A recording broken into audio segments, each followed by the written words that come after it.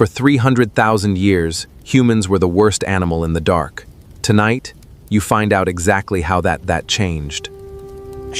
What did ancient humans actually do all night? It's 3:14 in the morning. You're awake. Not sick awake, not nightmare awake, just awake, lying in the dark with your eyes open and your brain switched on like someone flipped a breaker. So you do what every modern human does. You reach for the glowing rectangle. You type your symptoms into a search bar, and by 3:40, you have diagnosed yourself with insomnia, a cortisol imbalance, early onset something, and a vague but powerful sense that your body is broken. Here is what nobody tells you at 3:14 in the morning. Your body is not broken. Your body is doing exactly what it was engineered to do across hundreds of thousands of years. The thing that is broken is the assumption you were handed at birth that a human being is supposed to lie unconscious in a sealed box for 8 uninterrupted hours and call that normal. That idea is younger than the light bulb. And the moment you understand where it came from, the 3 a.m. panic stops making sense because you are not malfunctioning. You are remembering. This is the story of the night. Not the night you know, scrubbed clean by streetlights and screens. The real one, the one with no walls, no clock, and something breathing in the dark 20 feet away.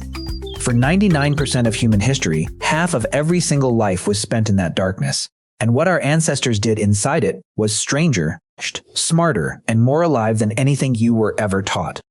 Let's go back, way back, to the worst designed night creature evolution ever produced. You. Part 1. The worst animal in the dark. Picture the savannah at dusk, somewhere in East Africa, 100,000 years ago. The sun is dropping fast, the way it does near the equator. No lingering golden hour, just light, and then suddenly not light. And every creature on that landscape is sorting itself into one of 2 categories. The ones who own the night, and the ones who are about to become someone's dinner. Look at what the predators were working with.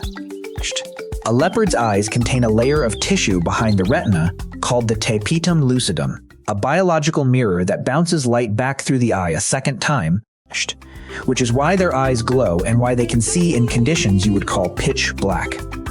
A spotted hyena can hear frequencies and distances that make your ears look like decoration. And it runs in coordinated clans that hunt the dark like a single organism. A lion can smell a carcass or you from kilometers downwind. These animals were not visiting the night. They lived there. They were built there. Now look at what you were working with. Eyes that essentially shut off the moment the sun went down. A nose so weak you couldn't track a wounded animal you'd speared an hour ago. Ears that were fine for conversation and useless for survival. You couldn't climb fast, you couldn't run far at speed, and you walked upright on 2 legs, which made you tall, slow, and visible from a very long way off. Worse than all of that, you sweat. Constantly. 2 to 4 million sweat glands pumping a scent signature into the cooling night air, broadcasting your exact location to anything with a functioning nose. By every measurement that mattered after sunset, you were the worst animal on the entire landscape. And it gets worse, because you weren't even quietly bad. You were loudly bad. Your infants couldn't walk for the better part of a year, couldn't cling to you the way a baby monkey clings, and they screamed at full volume in the dark, exactly when silence was the only thing keeping the whole group alive. Every other prey animal on that savannah had babies that could stand within hours and run within days. Yours were soft, slow, helpless, and audible from 100 meters. From a predator's point of view, a human camp at night wasn't a fortress. It was a dinner bell that rang itself, so the deck was stacked about as badly as evolution can stack it. Blind in the dark, weak of nose, slow on foot, loud where it counted, and tall enough to be seen coming from across the plain. And yet every one of those magnificent night predators is gone now, or clinging to a few protected reserves, and you are reading this on a device in a heated room. So the question that should haunt you isn't how did they hunt us? The question is how on earth did the blind, slow, sweaty, screaming baby-carrying primate survive a single night, let alone 40,000 years of them? The answer is not that we got tougher. We never got tougher. The answer is that we did something no predator on Earth could do. We refused to play the game by the body we were given, and we rebuilt the night itself into a tool. But before fire, before any of that, there was the most basic move in the entire human playbook. We cheated using the landscape. We climbed to high ground. We put our backs against solid rock. We found the single most valuable piece of real estate in the prehistoric world, the place that would shape the next 200,000 years of human nights. We found the cave. Part 2, the first to seek it system. A cave is not comfortable. It's cold, it's damp, the floor is stone, and there is nothing romantic about it. But a cave has one feature that mattered more than comfort ever could. It has a single entrance, one direction the danger can come from. One mouth to watch. Think about what that does to the math of survival. Out in the open, threat can arrive from 360 degrees, from any angle, at any moment, and a sleeping group is a buffet with no walls. Inside a cave, you put your back to the deepest stone, you face the one opening, and you have just reduced an infinite problem down to a single watchable line. You couldn't lock the door. But then again, neither could the leopard. It was the first security system humans ever deployed, and it ran on geology instead of technology.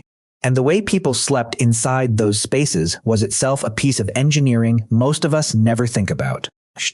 They slept together, pressed close enough to share body heat, close enough to hear each other breathe, close enough that the instant something crossed the entrance, somebody would know.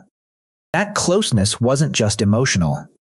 It was thermal physics, and it was a defense grid at the same time. Pack enough warm bodies into an enclosed stone space, and you raise the ambient temperature of the whole chamber. A living furnace that turned a cave that should have killed you with cold into something survivable. In Ice Age Europe and the frozen corridors of Central Asia, where an unprotected human could die in a matter of hours, this wasn't comfort.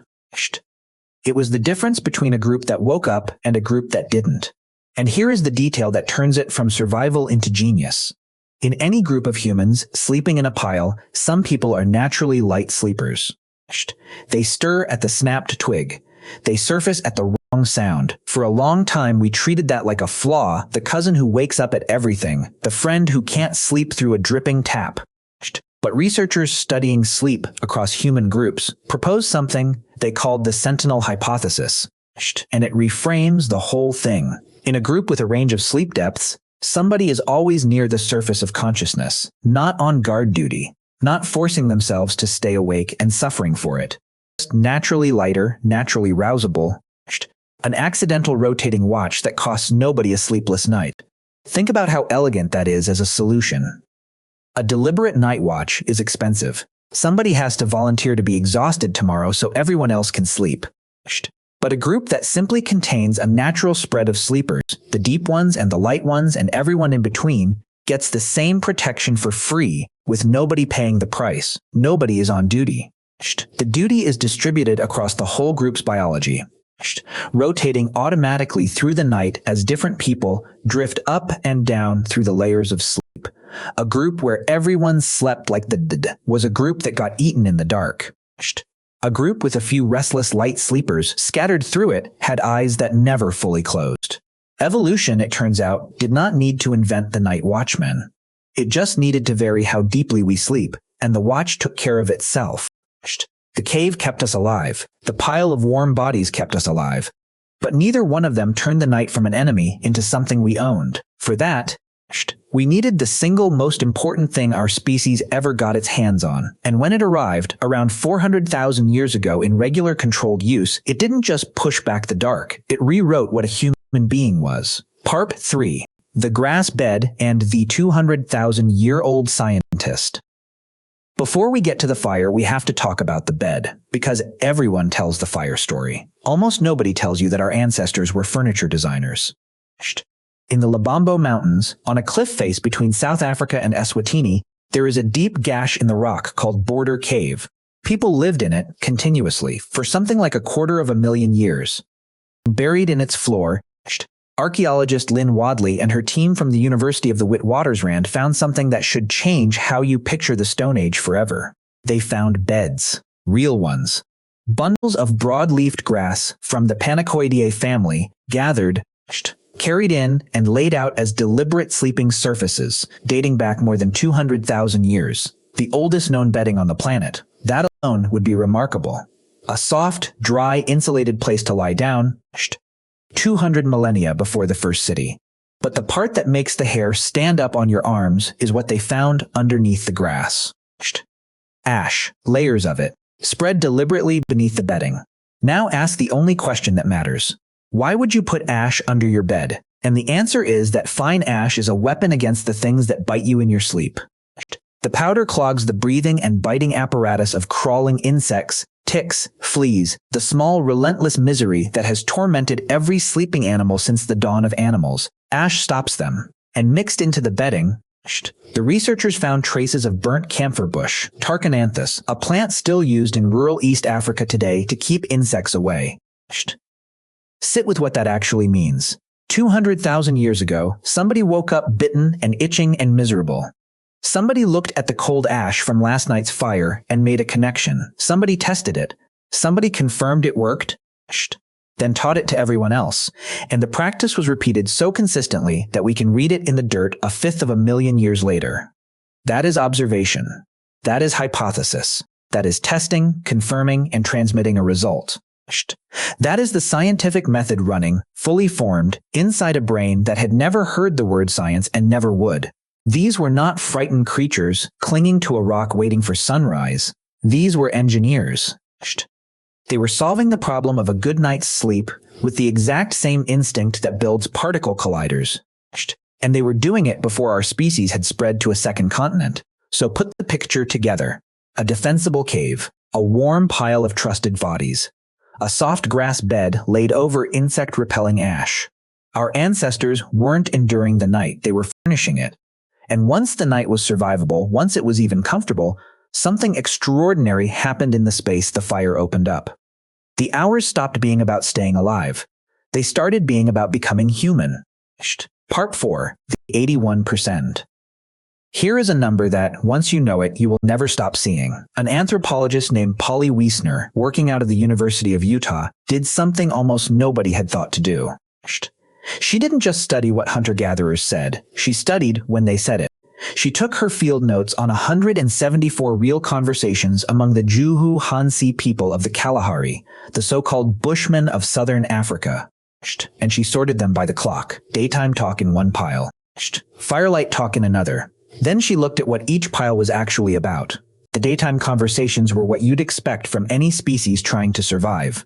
Economics, logistics, who's foraging where, what resources are, at which water hole, whose turn it is to do what, and a heavy dose of social management, the gossip and the criticism and the complaints that keep a group from tearing itself apart. Useful, necessary, completely unremarkable. The ancient equivalent of a Monday morning status meeting. Then she looked at the firelight pile, and the entire character of human communication changed. Around the fire at night, more than 80% of the conversation was stories. 81% in her count. Tales of people who weren't there. Adventures of ancestors long dead, the journeys of spirits, the deeds of heroes, the long-shared mythology of a people, told and retold and performed in the flicker of the flames, threaded through with singing and dancing and the particular intimacy that only exists in the dark with a fire between you. And the topics weren't random. The firelight stories circled obsessively around the things that bind a people together and the things that can tear them apart. Past hunts and the men who made them. Old fights over meat, marriages and the customs around them. Births, deaths, murders, the affairs nobody admitted to in daylight. Encounters with neighboring groups, the alliances and the grudges. In other words, the firelight wasn't just entertainment. It was a people downloading its entire operating system into the next generation, every night, through the side door of a good story, while everyone's guard was down and the day's arguments had melted away in the warmth. Read that gap again. Because it is one of the most important findings in the study of who we are. During the day, 6% storytelling. At night, 81%. The fire didn't just extend the working day. It created an entirely new kind of time. A category of hours that had never existed before. Hours when you could not forage and could not work and could only sit face to face and talk. Robin Dunbar, who worked alongside this research, called it the few extra hours when social interaction, and pretty much only social interaction, could happen. And what do social animals do with a few protected hours and nothing to accomplish?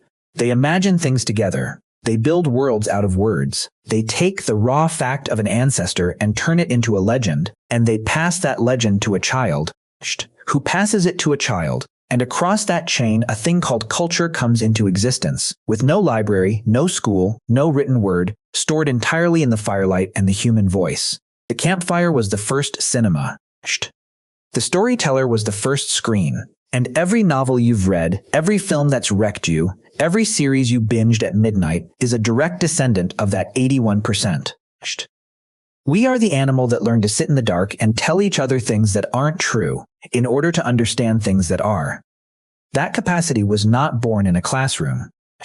It was born in the firelight, somewhere around 400,000 years ago, and it may be the single reason we became the kind of creature that can imagine a future at all. Part 5. The myth of the 8-hour night. Now we have to dismantle the most stubborn lie about sleep you've ever been told. And there are two competing stories here, both backed by serious science, and the collision between them is where it gets genuinely interesting. Story 1 is from a historian named Roger Ekirch, who spent something like 16 years reading through 500 years of documents, diaries, court records, medical texts, prayers, and literature. And buried in all that paper he found a pattern so consistent, it had simply been sitting in plain sight, invisible because nobody was looking for it. For much of recorded history, in Europe at least, people did not sleep in one block. They slept in two. There was a first sleep, beginning a couple of hours after dark, lasting 3 or 4 hours. Then a natural waking, calm and clear, not panicked. People stayed up for an hour or two. And then a second sleep, carrying them through to dawn. And the waking hour in the middle was not wasted. People prayed in it, and many traditions considered those still hours the most sacred for reaching the divine. They reflected on their dreams, which were taken seriously as messages worth reading. They had sex, and a 16th century French physician actually recommended the window between sleeps for conceiving children on the grounds that people were rested and relaxed and in no hurry. They tended the fire, they checked the animals. Some of them, in towns, simply walked over to a neighbor's house in the dark, because everyone was up, because it was normal. Court records mention crimes committed and witnessed during the waking gap. Household accounts list ordinary chores done between the sleeps as if they were as unremarkable as breakfast.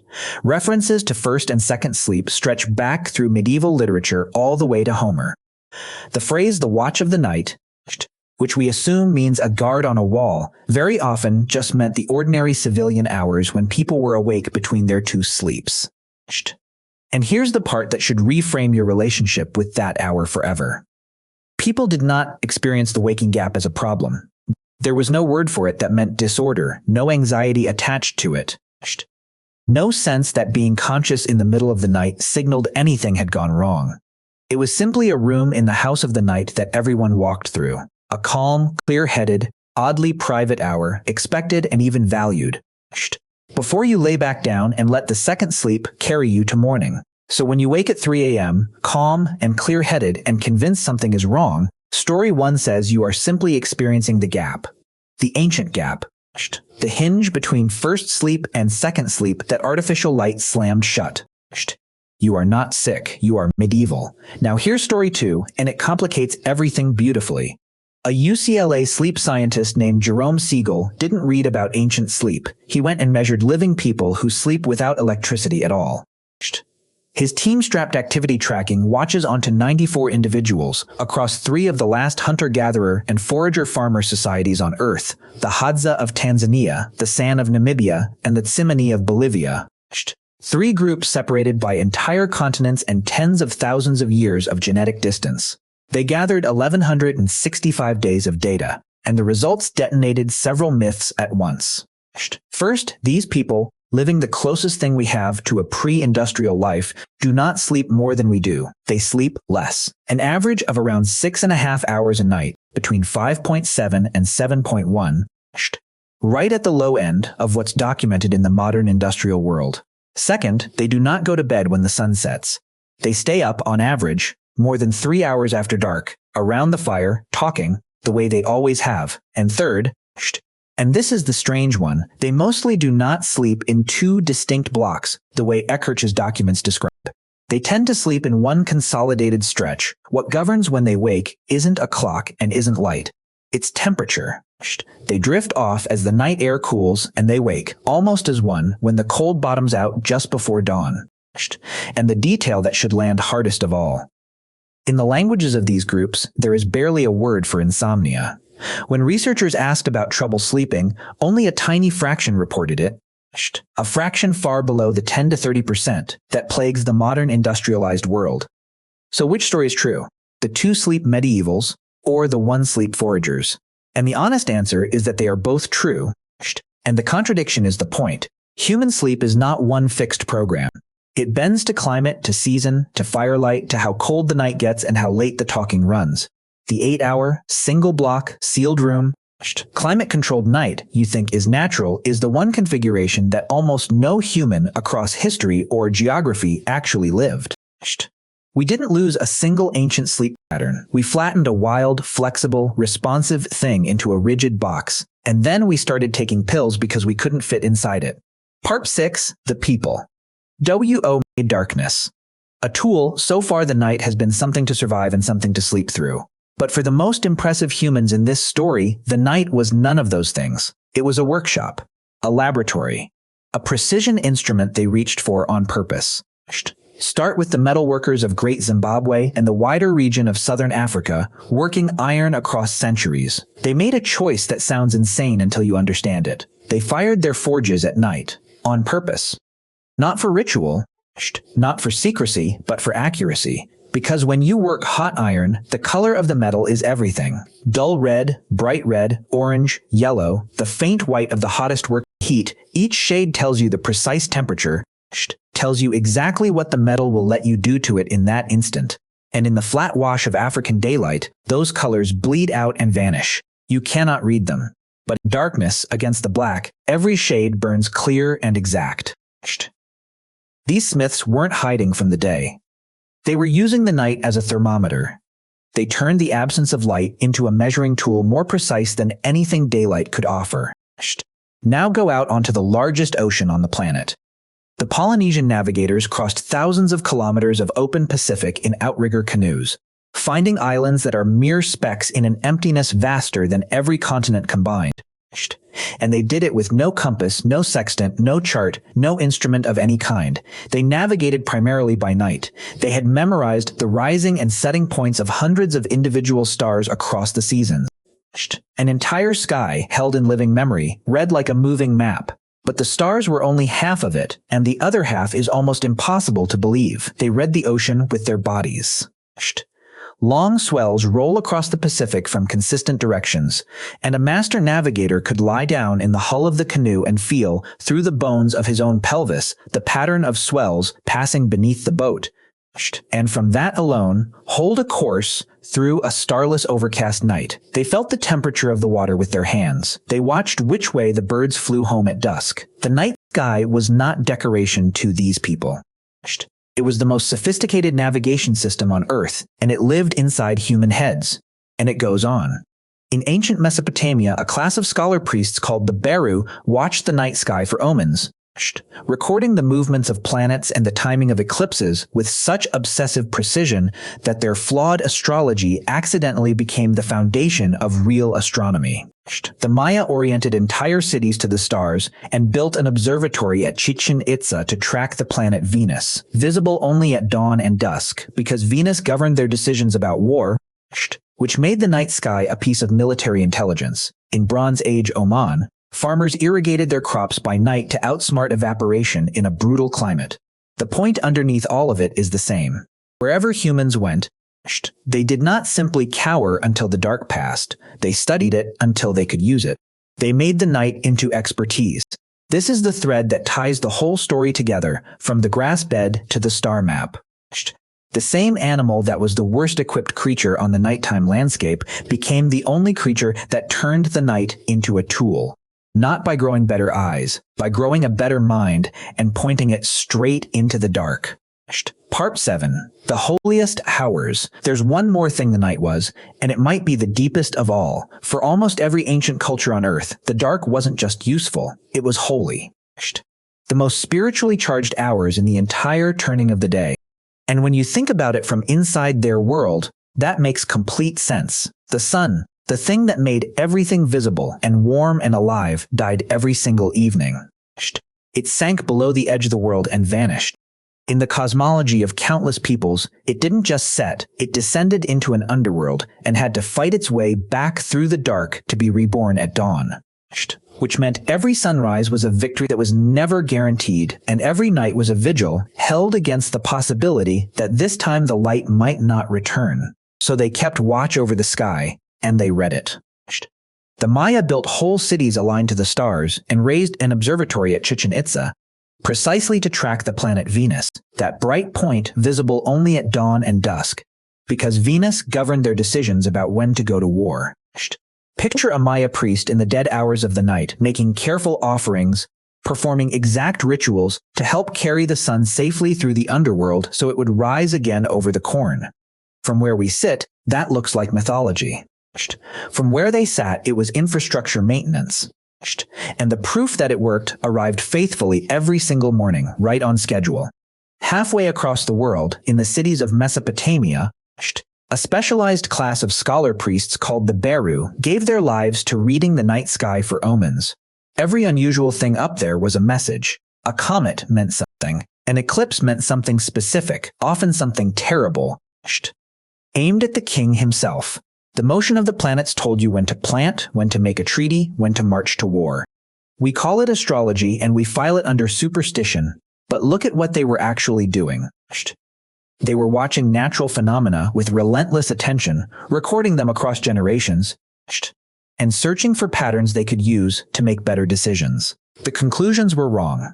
The method, the obsessive nightly observation and record-keeping, was so right that it slowly, accidentally, became astronomy. The oldest of all the sciences, born entirely in the dark. Even the small, practical corners of the ancient world bent the night toward meaning and use. In one civilization after another, the deep hours belonged to prayer. Because the stillness of 3 a.m. felt closer to whatever was greater than us. Dreams were taken seriously as information, messages worth waking up to consider. The night was when the boundary between the ordinary world and the other one felt thinnest. And humans, being humans, walked right up to that boundary every night and tried to read what was on the other side. So add it to the list of everything the dark was. A predator's hunting ground we survived, a workshop we labored in, a cinema where we built our culture out of stories, and a cathedral open to a ceiling of stars, where we did the oldest thing our species does, which is to look up into something vast and frightening and ask it what it means. Part 8. The Futhworth, you're still running. So let's come all the way back to you, lying awake at 3:14 in the morning with a glowing rectangle inches from your face and a head full of borrowed anxiety. Here is what the science actually says about that moment. The hunter-gatherers Siegel's team studied the people living closest to how our species spent the overwhelming majority of its existence barely have a concept of insomnia. They sleep less than you, in a less comfortable place, with genuine predators still a possibility, and they wake rested and unworried because their bodies are running the program in the environment the program was written for. Cooling air, firelight, voices nearby, a sky overhead. Then you took that same ancient program, that same hardware tuned across 200,000 years, and you dropped it into a sealed box with a glowing screen, a furnace holding the temperature flat all night, and a culture insisting that anything other than 8 unbroken hours is a disorder to be medicated. Of course you wake at 3 a.m. The wonder is that you don't wake more. The cooling temperature wake-up that pulled the Hadza out of sleep before dawn is in you. The clear-headed waking gap that the medievals filled with prayer and reflection and quiet is in you. The light sleeper sentinel wiring that kept the cave alive is in you. None of it is broken. It's just running faithfully in a world that no longer speaks its language, and the cruelest irony is the rectangle in your hand. The thing you reach for to fix the 3 a.m. waking is the purest possible dose of the exact thing that broke the natural night in the first place. Artificial light blasted directly into your eyes, telling a 200,000-year-old brain that the sun has somehow returned at 3 in the morning. Your ancestors looked into a fire, which is the warm, flickering far end of the light spectrum, and it calmed them into stories and then into sleep. You look into a cold blue screen, which is as close to high noon as a small object can get, and it tells every ancient system in your skull to wake up and be alert and be afraid. We didn't lose the night to monsters. We didn't lose it to predators or cold or the dark itself. We beat all of those, brilliantly, with fire and caves and grass beds and star maps and a few naturally restless sleepers. We lost the night to a light bulb. We won so completely against the darkness that we erased the darkness entirely, and we are only now beginning to count what went out with it. The stories that turned into culture. The waking hour that turned into thought. The sky that turned into a map and a cathedral. The cooling dark that told a body when to rest. We traded all of it for the ability to keep the lights on, and to be clear, a great deal of that trade was worth it. Antibiotics, running water, reading after sunset. The world we built in the light is a genuine miracle, but you can keep the miracle and still reclaim the one thing it accidentally stole. Because here is the quiet truth underneath all of this. None of the people in this story, not the cave sleepers, not the firelight storytellers, not the medievals in their waking gap, not the Hadza drifting off as the air cooled, none of them had more hours than you do. They had the same 24. The difference is that they lived inside all of them. They didn't treat the dark half of their existence as dead time to be unconscious through and otherwise ignore. They inhabited it. They worked in it and prayed in it and navigated oceans by it and told the stories that made them a people. The night was not the gap between their days. For 200,000 years, the night was half of being alive, and they used it fully. So here is the only practical thing this whole story asks of you. The next time you surface at 3 a.m., calm and strangely clear, do not reach for the rectangle. Do not type your symptoms into the void. Do not begin the spiral. Just lie there in the dark for a while. Let your thoughts move through your mind like water, the way they were always meant to in that hour. Be awake the way every ancestor you've ever had was awake. In the deep, quiet middle of a night that has belonged to our species since before we had a name for ourselves. That clear-headed stillness you feel is not a symptom. It is an inheritance. It is the oldest room in the house. And your body still has the key. You're not malfunctioning. You're not anxious. You're not broken. You're just doing what humans have done in the dark for 200,000 years. You're remembering.